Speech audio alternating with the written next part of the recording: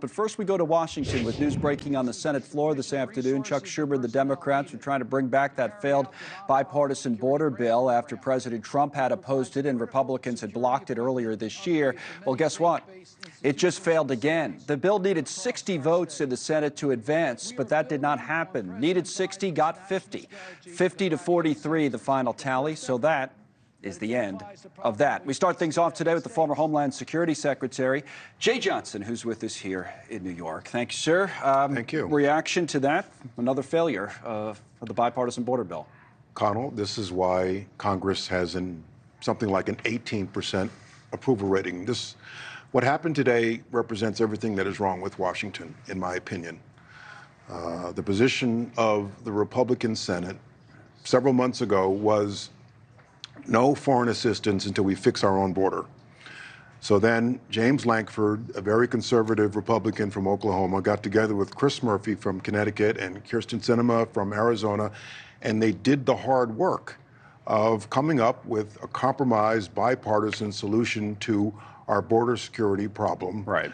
And then Republicans, frankly, all of a sudden said, nope, guess what? We really don't want to solve this problem. We'd rather have it as a political issue in an election year. Well, Trump pretty much told them to do that, right? They were getting Trump pretty much told them to do that.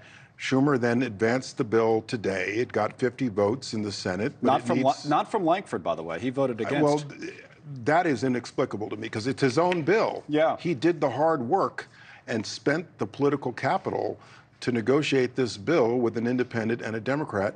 And from a border security standpoint, it's a good bill. I guarantee you, I don't very often guarantee things on television. I guarantee you, if that bill had become law, the numbers would go down on our southern border.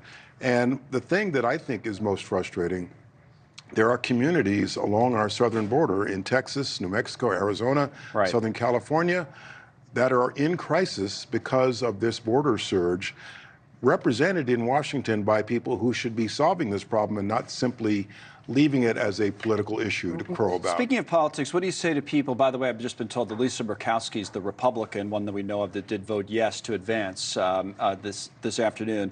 What do you say to people who's saying, maybe this is Lankford's position, that now it's the Democrats kind of playing politics. They knew it would fail this time around. Schumer's just trying to do this to give some cover to a John Tester or another Democrat in a vulnerable race. What Chuck Schumer is doing is not simply letting this die.